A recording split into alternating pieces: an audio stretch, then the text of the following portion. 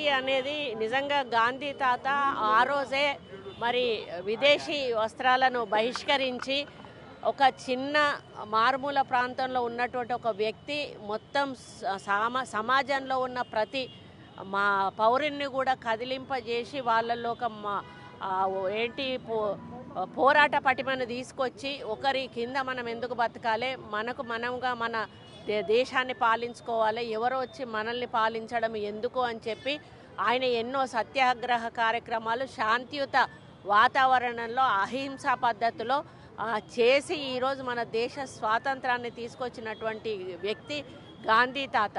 కానీ ఈరోజు మరి ఉన్నటువంటి సమాజంలో ఆ యొక్క విలువలు కానీ ఆ యొక్క ఆలోచనలు కానీ అటువంటి ప్రవర్తనలు కానీ అసలు కనిపించడం లేదు. ఈరోజు గాంధీ తాత ఆ రోజు ఏం చెప్పాడు, అర్ధరాత్రి ఒక అమ్మాయి మరి నడి రోడ్డు మీద ఒంటరిగా వెళ్ళినప్పుడే నిజమైన స్వాతంత్రం వచ్చినట్టు అని చెప్పారు. కానీ ఈ రోజుకు మనం చూస్తూ ఉన్నాము, ఒక అమ్మాయి బయటికి వెళ్తే అంటే కనీసం చిన్న 3-4 సంవత్సరాల పాప కూడా బయటికి వెళ్తే మళ్ళీ ఇంటికి డే టైంలో కూడా ఆడుకోవడానికి వెళ్ళిన పాప ఇంటికి వస్తుందా రాదన్నటువంటి అనుమానపడేటువంటి పరిస్థితి ఈరోజు ఈ సమాజంలో ఉంది.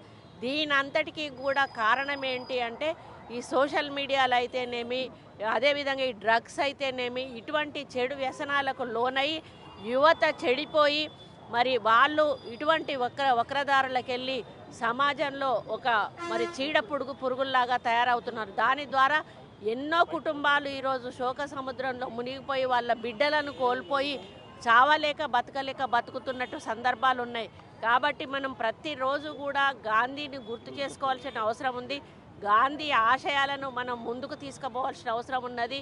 అందరం కూడా ఓర్పుతో సహనంతో ఏ విధంగానైతే గాంధీ స్వాతంత్రాన్ని తీసుకొచ్చాడో అదే ఓర్పుతో సహనంతో మనం ప్రతి కార్యక్రమాన్ని కూడా చేసుకుంటూ మరి సమాజాన్ని ముందుకు తీసుకుపోయే విధంగా యువత ముఖ్యంగా మరి వాళ్ళ తల్లిదండ్రులు కూడా యువతను, టీచర్స్ కూడా పిల్లలను ఆ విధంగా మరి ప్రోత్సహించి మరి వాళ్ళని ఆ విధంగా తయారు చేసి సమాజంలో విడిచిపెట్టాలని చెప్పి ఈ సందర్భంగా నేను విజ్ఞప్తి చేస్తాను. బాధ్యతాయుతమైనటువంటి రాజకీయ పార్టీ కూడా మహిళల పట్ల చాలా వివక్షతాపూరితమైన వైఖరి సోషల్ మీడియా ద్వారా చేస్తూ ఉన్నారు. అది వాళ్ళ సంస్కారహీనం. వాళ్ళకు చెల్లెళ్ళు ఉన్నారు, అక్కలు ఉన్నారు, వాళ్ళ కుటుంబంలో భార్యలు ఉన్నారు, బిడ్డలు ఉన్నారు. నేను ఆ పార్టీలో 5 సంవత్సరాలు పనిచేసిన దాన్ని, నా వ్యక్తిత్వం ఏంటో, నా మెంటాలిటీ ఏంటో, నేను ఏ విధంగా ఉంటానో ఈరోజు ఈవెన్ కేటీఆర్ గారిని కూడా నేను అన్న, తమ్ముడు, నాకంటే చిన్నవాడైన అన్న అని పిలిచి నోటి నిండా పిలిచినటువంటి వ్యక్తిని.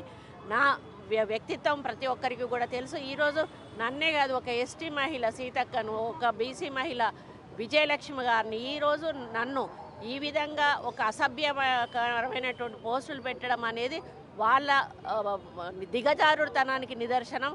తప్పకుండా వాళ్ళందరి మీద కూడా ప్రభుత్వం తరఫున మేము కేసులు పెట్టాము, వాళ్ళ మీద యాక్షన్ తీసుకోవడం జరుగుతుంది. నిన్న రఘునందన్ రావు గారు కూడా పెట్టిన ప్రెస్ మీట్ నేను ఆహ్వానిస్తూ ఉన్నాను. వారికి ఈ మీడియా తరఫున హృదయపూర్వక ధన్యవాదాలు కూడా తెలియజేస్తూ ఉన్నాను. అదేవిధంగా హరీష్ రావు కొంచెమైనా స్పందించి, ఆయన ఫోటోలు ఉన్నాయి, అది కూడా ఆయన చూసుకోవాలి. ఒక పోస్ట్ అయినా పెట్టాడు. ఈరోజు ఏ పార్టీలో ఉన్న మహిళలకైనా అవమానం జరిగితే ఊరుకునేది లేదు. అంటే కనీసం ఈరోజు కేటీఆర్ ఆ మాట కూడా మాట్లాడకపోవడం, అయిందానికి కాందానికి ట్విట్టర్లలో ట్వీట్ చేస్తూ ఉంటాడు. మరి మా పార్టీ తరఫున ఇది జరిగింది, క్షమించండి, ఇక ముందు జరగకుండా చూసుకుంటామనేటువంటి మాట కూడా చెప్పకపోవడం ఆయన యొక్క మరి క్యారెక్టర్ ఏంటో తెలుస్తూ ఉంది. దయచేసి మీరు రాజకీయాలు ఎదుర్కోవాలంటే ఏమైనా అధికార పార్టీ తప్పులు చేస్తే ఎత్తి చూపే ప్రయత్నం చేయండి, కానీ ఇక్కడ నాయకులను అసాసినేట్ చేసి మరి ఈ విధంగా తప్పుడు పోస్టులు పెట్టే కార్యక్రమం దయచేసి మానుకోండి. అసభ్యకరమైన పోస్టులు పెట్టేది, ఎందుకంటే ఆయన మంత్రిగా ఉన్నప్పుడు ఆయన ఇట్లాంటి కార్యక్రమాలు చేశాడు. పాపం హీరోయిన్ల జీవితాలతో ఆడుకున్నాడు, ఎంతోమంది మహిళల జీవితాలతో ఆడుకున్నాడు. అందుకే పచ్చకామర్లో అందరికీ కూడా లోకం పచ్చగా కనిపిస్తుంది అన్నట్టు వాళ్ళ బ్యాచ్ అందరికీ కూడా చెప్పి పెట్టినట్టున్నాడు, ఏమైనా ఇటువంటి పోస్టులు పెట్టండి రా బాబు అని చెప్పి. దయచేసి ఇక ముందు అటువంటి ఒక్క పోస్ట్ కూడా టీఆర్ఎస్ పార్టీ నుంచి రావద్దని నేను హెచ్చరిస్తా ఉన్నాను. వస్తే మాత్రం పరిణామాలు చాలా తీవ్రంగా ఉంటాయని కూడా తెలియజేస్తాను. తప్పకుండా చెప్పాలండి. ఈరోజు ఒక బాధ్యతాయుతమైనటువంటి మంత్రి ఆయన ఒక ఐటీ శాఖకు చేసిండు. ఆయన గతంలో మరి ఇప్పుడు మొన్న అసెంబ్లీలో సబితక్క గారిని మంత్రి గారు, ముఖ్యమంత్రి గారు అక్కలను నమ్ముకుంటే అన్నట్టు మాటన పెద్ద ఆర్భాటం చేసి దాన్ని అట్టహాసం చేసి అసెంబ్లీలో పెద్ద ఇష్యూ చేసి మాట్లాడిన వ్యక్తులు ఈరోజు ఒక బీసీ మహిళా మంత్రి నా మీద ఇటువంటి వచ్చినప్పుడు మరి ఆయన్ని వాళ్ళు ఎందుకు మాట్లాడతలేరు? టీఆర్ఎస్ నాయకులు ఎందుకు మాట్లాడతలేరు? కేటీఆర్ ఎందుకు మాట్లాడతలేడు? అది చాలా తప్పండి. ఇప్పుడు రాజకీయం వేరు, ఇవి వేరు. ఈరోజు వ్యక్తిగత క్యారెక్టర్ అసాసినేషన్ చేసేటువంటి కార్యక్రమం చేసినప్పుడు అందరూ కూడా స్పందించాలి.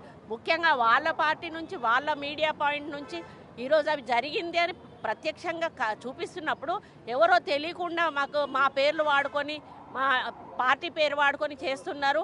వాళ్ళ తరఫున మేము క్షమాపణ చెప్తా ఉన్నాం. వాళ్ళు ఎవరైనా కూడా మీరు యాక్షన్ తీసుకోండి, మాకు సంబంధం లేదు అనేటువంటి ఒక మాటగానే ఆయన చెప్పుంటే ఆయనకు ఒక గౌరవం ఉండేది. ఈరోజు ఆయన మాట్లాడకపోవడం అనేది ఆయన సపోర్ట్ ఉంది, ఆయన సపోర్ట్ ద్వారానే ఇది నడుస్తుంది అనేది తేటతెల్లం అవుతా ఉంది. కాబట్టి దిగజారుడు రాజకీయం దయచేసి మానుకొని ప్రజల సమస్యల మీద పోరాటం చేయండి, ప్రభుత్వానికి సూచనలు చేయండి. ఏవైనా ఉంటే మేము నిర్మాణాత్మకంగా ఈ ప్రభుత్వం ముందుకెళ్తుందని చెప్పి తెలియజేస్తాం. మరిన్ని వీడియోస్ కోసం ఛానల్ ని సబ్స్క్రైబ్ చేయండి, లేటెస్ట్ అప్డేట్స్ కోసం వాట్సాప్ ఛానల్ ని ఫాలో చేయండి అండ్ లింక్ డిస్క్రిప్షన్ లో ఉంది.